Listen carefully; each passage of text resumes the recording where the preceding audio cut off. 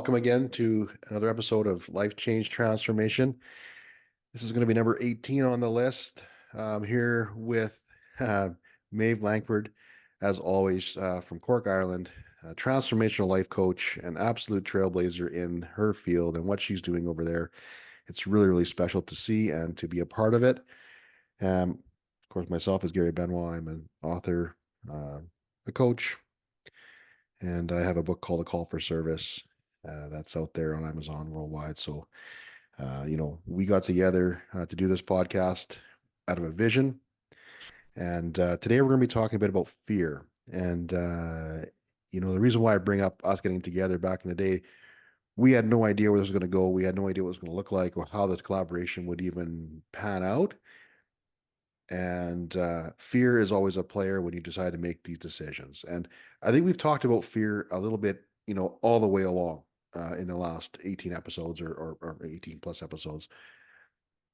And I think we bring it up a lot. And I think the reason why we keep bringing it up, and we want to be very specific and intentional about it this time, is that because fear will always be a player if we're growing, essentially, Sure.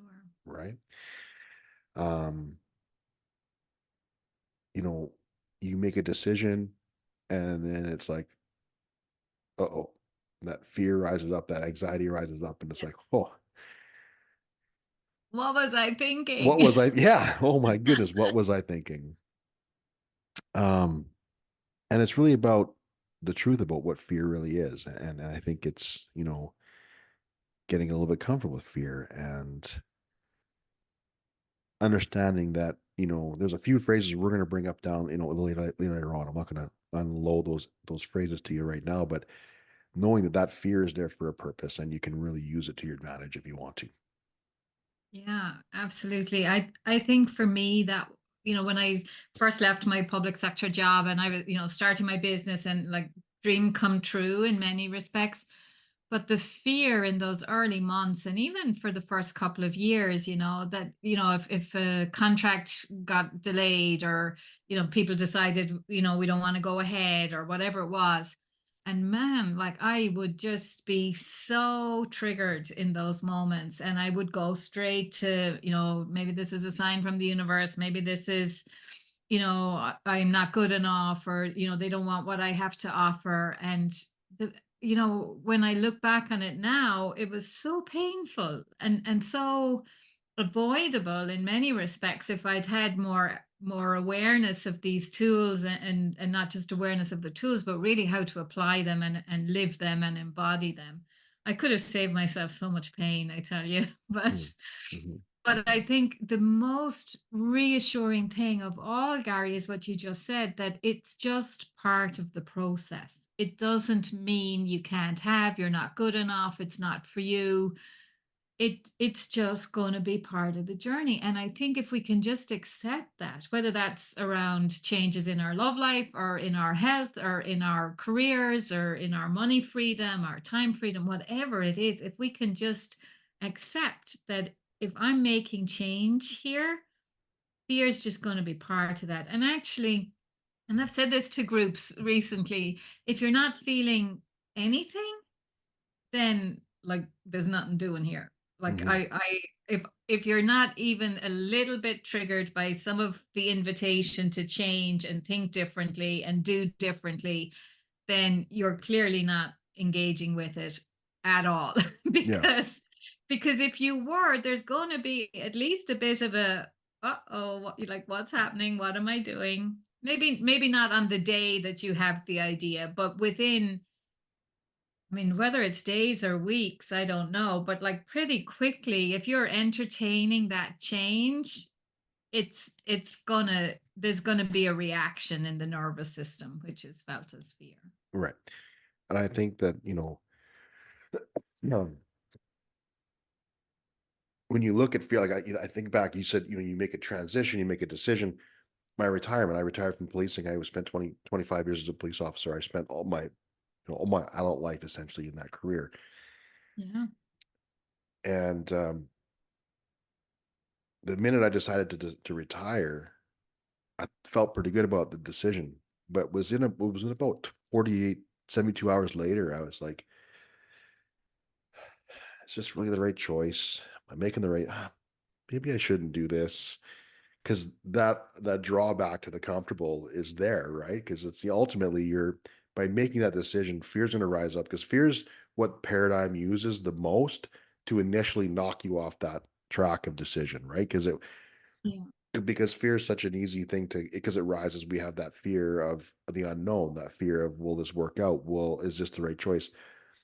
And so, when I look back at that moment, the decision, I knew I was very calm with it after I made the decision. So I knew it was the right decision just by the feeling of it when I made that choice. But it was like, 2 days, 3 days later when I'm like, had that second thought. I had that, right? That is this really the right time? All the financial stuff comes up, Hmm. right? And so you're in this moment of like, you know, how committed am I to that particular decision in that moment?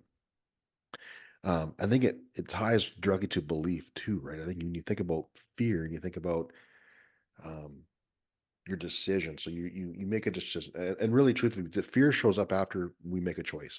I think that's where we see it the most because if we're in this work and we've decided to grow, we decided, to do these things. Sometimes our decisions aren't big enough. Like they don't have to be big to have fear, but they could be that you're not quite dreaming quite big enough, right? Maybe that choice is just a little more comfortable than you know if you're not feeling anything, if you don't have that feeling of ooh, right, or that tingly or that whatever butterflies or whatever that is for you, maybe it's just not quite the big enough, right?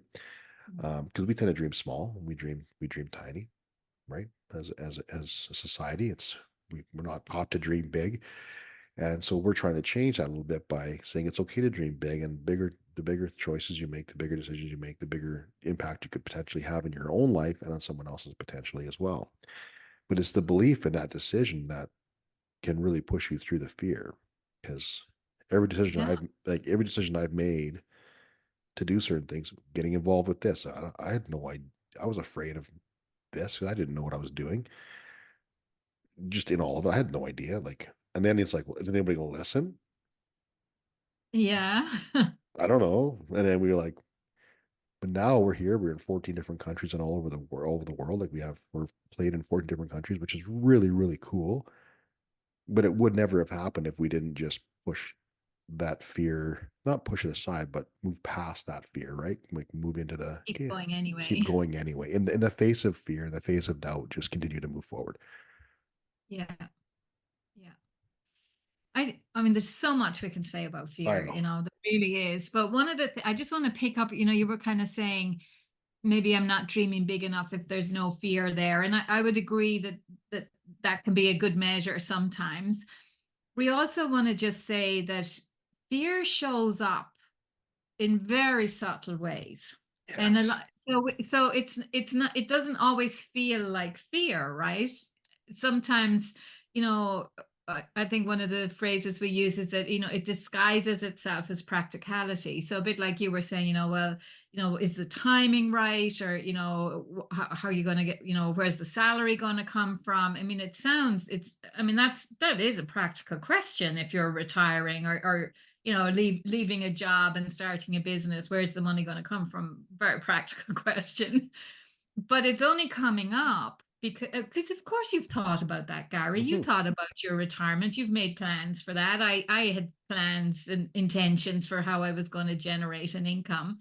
So it's not like we haven't thought about it, but fear, it just asks the question, or it needles at you around that thing that it's most likely going to get traction with. Right.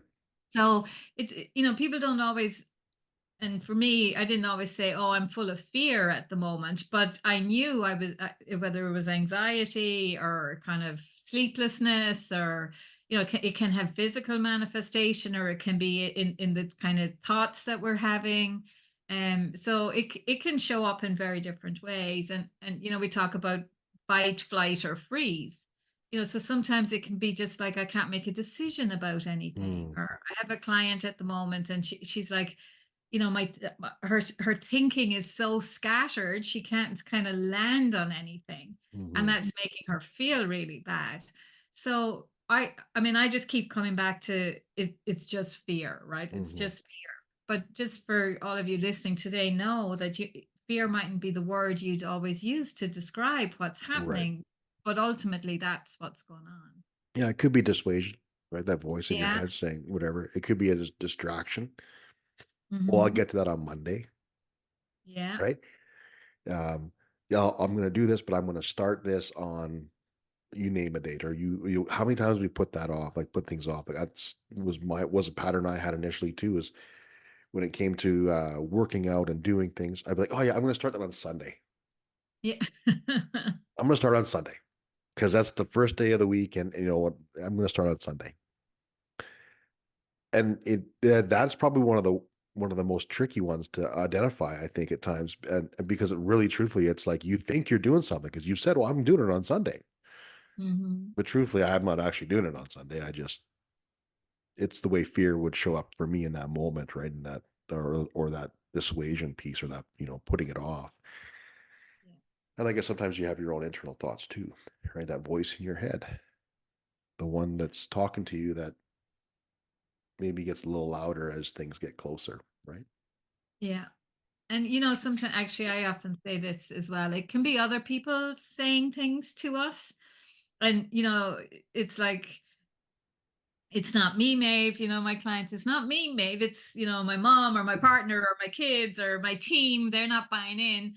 And I'm like, yeah, but they, it's not that they might not be buying in. That's fine. And, they're entitled to their opinion. But if we agree with them, we've just allowed ourselves to be Yeah, dissuaded. So, for sure.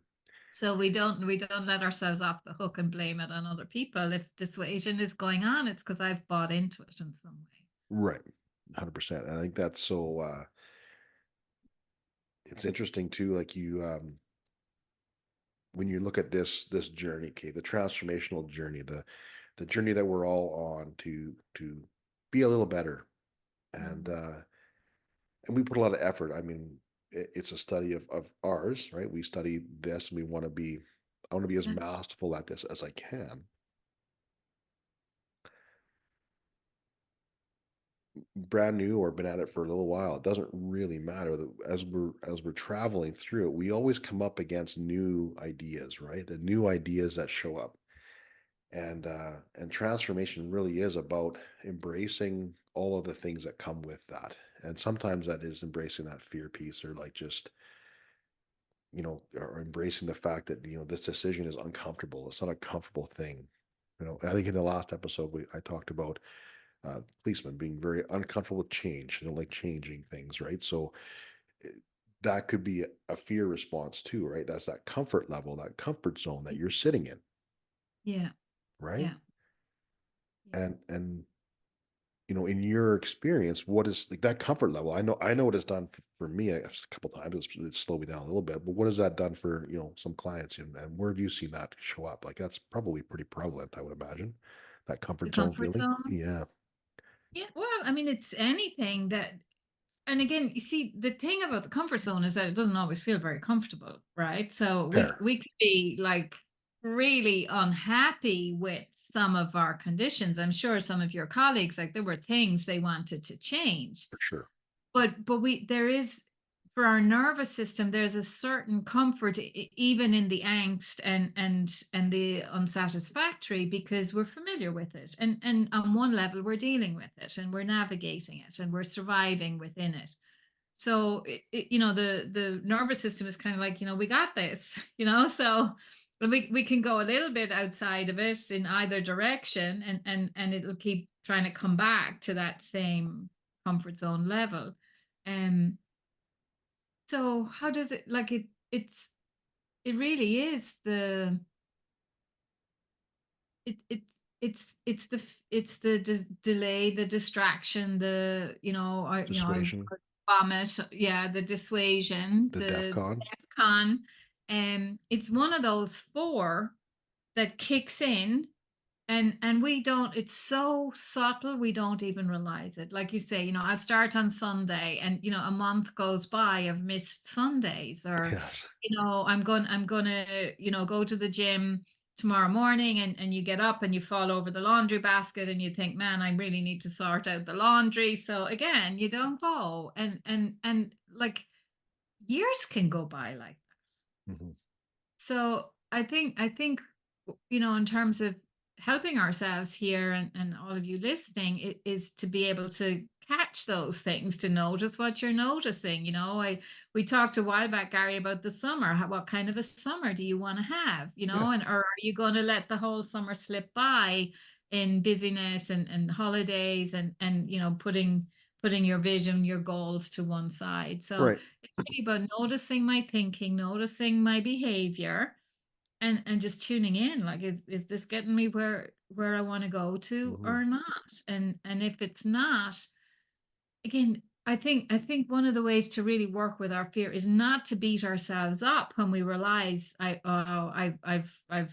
gotten caught up in the For sure. paradigm, or caught up and triggered by the fear, but actually to say, good job me. I've caught it in this moment. Now I have a choice. Right. Now I have a choice. Yeah. When we're unconsciously just caught up in the patterns, on one level, there's not a whole lot we can do about that. but Yeah. but once we've noticed, now we have options. And sometimes, we were talking about this before the recording today, that we do really need the breath. So the breath is kind of our means of, when we've noticed it, when we breathe, we can calm the nervous system, and Right. and flip out of, the sympathetic nervous system, which is fight, flight, or freeze. And when we use the breath, then we can calm everything down, and we kind of segue into the parasympathetic nervous system, where it's rest, digest, create. Now I can be creative. Now I can think and make executive choices and decisions. Whereas when I'm caught up in the fear, like, I can't see the wood for the trees. Yeah. So the breath really can be the thing that brings us back into presence, calm, capacity to think again. Yeah. And then we get to make a choice. Right. And I think that's so cool. Like you think fear, we've talked about how it shows up, right? The DEF CON, the dissuasion delay, that's the little that fear of overcoming fear, crippling fear, that freeze, flight, fight, right? Um, there's that whole piece of all of that where it's very subtle, and it's just sort of like, just little things, and so you sort of like don't really move forward on that particular decision.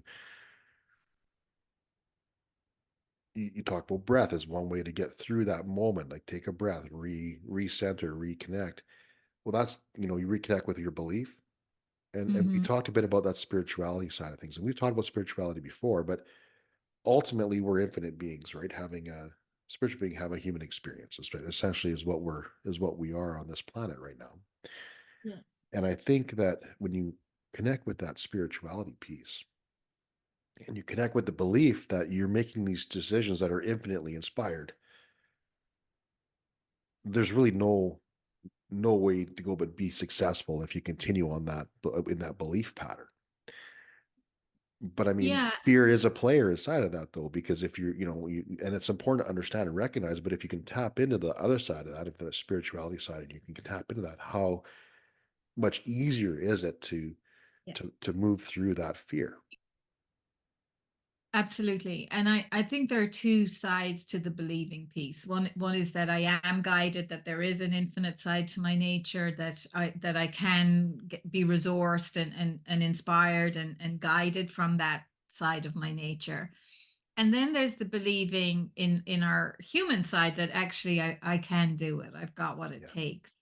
And, for any of us, no matter how far we've come on our journey, and no matter how happy we are with the results, I mean, we've all done tough things. Each of you listening today, I know there are things in your life that you've overcome, that, were challenging, and you got through them and past them one way or another. So sometimes it's just reminding ourselves, like, I can do tough things, Yeah. and here's the proof, because the mind and the paradigm tries to create amnesia, and will tell us, just remember the times you got hurt, or remember the times you made a mistake, or remember the times, people treated you badly. And in that, like, we use our memories to torment us sometimes. And so instead, just saying, well, okay, yes, that happened. I'm not saying we deny that, but there's another story here too. So what Right. about all the times you got back on the bike every time Hmm. you fell off, or Hmm. all the times you stood up to somebody who was, you know, being inappropriate, or, trying to put you down in some way? Or what about the times when, you got the qualification Yeah. or the driver's license, or, put down a payment on something, and you followed through and you ultimately purchased it. So we want to we want to make it a fair game here. You want to pull in all the Yes. things that are true also about your experience, that empower and enable and encourage you to keep going as well. I think that's so key that you talk about making it fair, right? What's actually true and what we have done. I think because that's another way fear is very subtle too. It'll like just show you all the things that didn't go right Yeah. in that Yeah. moment. And they'll be there. And I they're mean, there, and no doubt that yeah. we've all got those too. Don't get me wrong. Like I'm not saying no one goes through life 100% betting 100% of the time. Like it just doesn't work like that. No. But we too often forget about that the stuff times we were successful. I bet you if you were to look at you'd probably have more successful moments than not if Yeah. with that decision being made, right, and moving forward, right? If you just didn't just give up on the decision. Something that comes to mind for me, this is the Will Smith story about the skydiving, and Mhm. he has talks about his fear of the night before he's afraid in his bed because he's going to skydive and jump out of a plane, and he gets up on the airplane because he didn't want to punk out the next day because all his buddies were going up, and he goes up in the plane and they're watching guys go out, and he gets to the door and he's looking out and he's like, oh my god, like this death, I'm falling to death, and they don't even they count to three, but they don't even get to three. They push him on two because they don't want him to grab on the way out the door. And he talks about the point of maximum fear. So he's out there, he's falling, free falling in the sky. And that's really where that's the maximum danger. In that moment, Yeah. you're at the mercy Goes of wrong in that moment, exactly in that it's moment, right? catastrophe. That's right. And Yeah. so really truthfully, that's where the maximum danger is. And he describes as being the point of minimum fear. And he says at the very end of that God placed the greatest things in life on the other side of fear. And it's a statement that has stuck with me ever since I first seen that YouTube video of him in that moment or whatever, going through that with that interview in front of those people. And it's never left my brain. It's always been here. And I think it's just such a key statement, like because I believe that God does place the best thing on the other side of fear. If I look back at every decision I've made, when I was 20 years old and I decided to join the police department, I was told by everybody, not just one person. I mean, everybody I talked to when I said I'm going to apply to the Edmonton Police Service, they told me you will never get hired. Why are you even applying there? They will never hire you. You're too young. You're too this. You're too that. They'll never hire you. And I could have just listened, but I didn't. I was like, no, I'm going to be hired. I'm going to get hired. If they don't hire me, I'm going to learn something. Right? I figured if I go through the process there and I don't get hired, I'm going to learn something in this moment anyway. So I went in with the attitude that I'm just as good as the next person. And why wouldn't they hire? Right? But I had a lot of fear there when I showed up at the interview and there was like 50 people in the room, and you know what I'm saying? There's a lot at stake in that moment. But if I had never made that choice, I would never have experienced the life I had. Mm. Right. And that was, and I was at that point where the fear was so big before I got to that interview and all that stuff. And the maximum fear was in the rejection piece, right? But it never even occurred to me in that moment. But before that, I had lots of fear leading up to that. Right. Yeah. And so I think just that statement alone, if that's the one thing you take, or from my perspective is for me, that's the one thing you can a lot. attach yourself to, just know that if you just continue to go in the direction of whatever that dream is, it's that or something even better still. Yeah. I love that, Gary. Absolutely.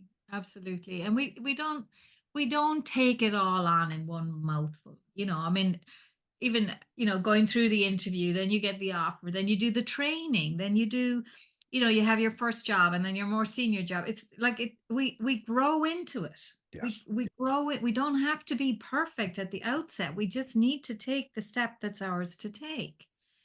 And I think it's that discomfort piece. And we say this phrase a lot in our work as well, that successful people are willing to be uncomfortable in service of where they want to get to. Yes.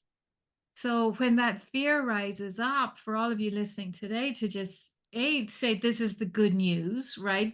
I mean, this means there's something happening here, that Absolutely. I've made a vote for change. So the fact that fear has risen up is just an acknowledgement of that, really. And that all I need to do is just steady the course. That's the language I use all that. Just steady the course. I've created a vision or a goal, and I've leaned in. Fear rises up, and my job now is to just steady the course, keep going softly, softly, gently, gently, just keep being that person, keep staying inside of that decision, keep taking the admittedly often very small step that's mine to take. And as I do that, it's like we go through that fear barrier, and you get to the best things in life that Right. are on the other side of it. Every time. Yeah. Every time.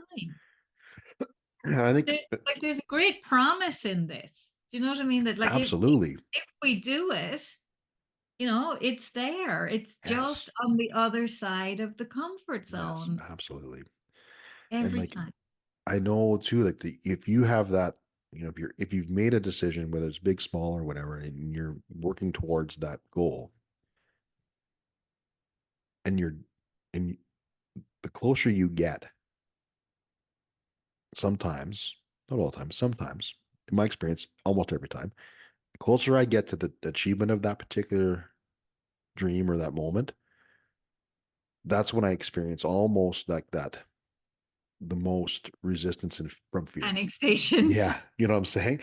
Yeah. And I love that you say study the course, because that's when you really got to come back to your breath, study the course, take the step that you need to be taking, and just keeping on, right? Keep on keeping on. Right in that moment.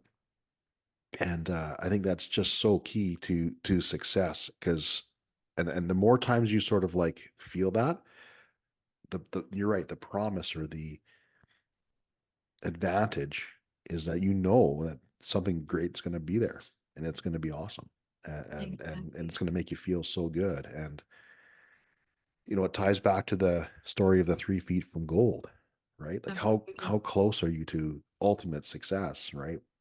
In that moment. Yeah. I mean, all the episodes, I mean, transformation, it's all interlinked. It ties back to the masterminding as Yes. well. Like, if in those moments of maximum fear, you don't want to be with people who are going to say, "Yeah, you're right. It's give it up Yes. now." Like, Yes. you've done all the hard work. You just need to stay calm, stay steady. Eyes on the prize. Yes. Yeah, Yeah. eyes on the prize. Absolutely, right? Yeah. Don't connect with someone who's going to agree with you in that moment. Yeah. Connect with someone who's going to say, "No, you got this. Push on." Yeah. Right? Yeah. Yeah. Right? Yeah. And again, I'm sure for all of you listening as well, we've all had those moments when, we wanted to give up. We wanted to, just collapse back. And there was somebody there who said, "No, no, no, not today. Today is not your day," Yeah. and they encouraged you, or they reminded you, this is such a key part of this, actually, is know your why. Why are you doing this in the first place? Whether it's for your family, whether it's for your health, whether it's for, the role modeling you want to do to others, known or unknown. But, like, there's a reason why you got off your butt in the first place to have that goal and to make that change.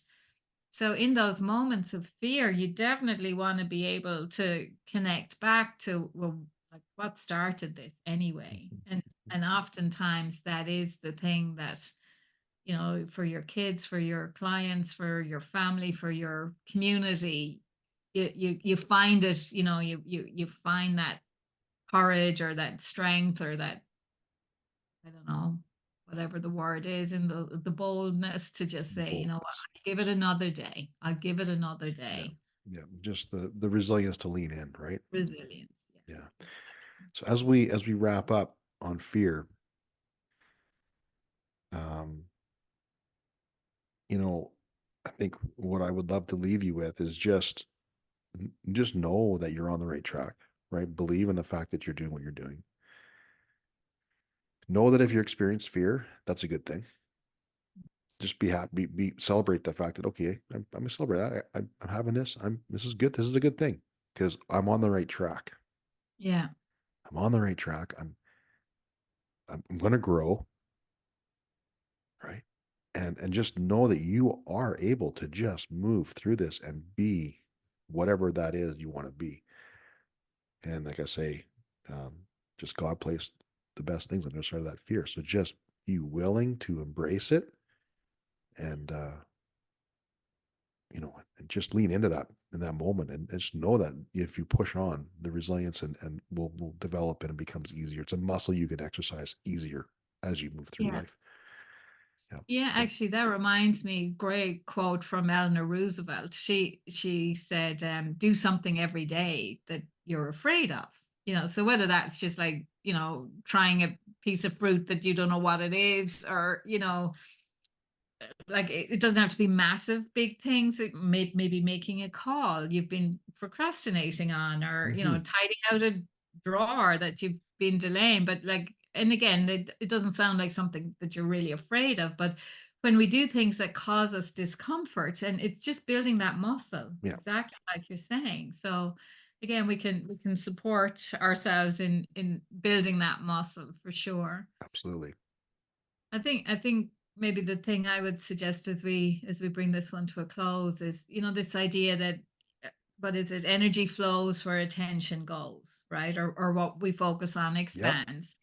So like, where am I putting my attention and my focus? Is it on the fear? Is it on how the turmoil and the thinking I have in the moment, or is it eyes on the prize? that's so you know good. am I all caught up in you know all the times I got it wrong before, or everything I've done to get me going in this direction? And again, we have control over that, you and I, and everyone here listening today. You get to choose, where am I going to put my attention?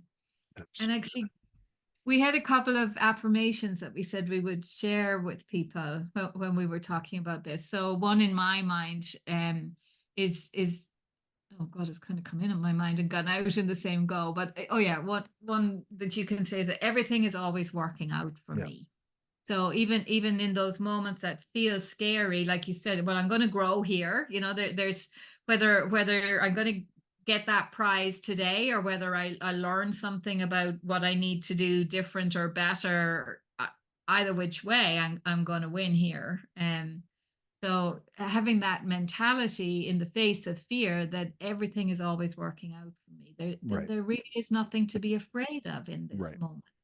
Yeah, this is what it looks like when it's all working out essentially, right? Like this is what it is. This is where I'm Exactly. at. And that should bring you a sense of calm in that Yeah. moment so you can then continue to decide for your vision, Yes. right?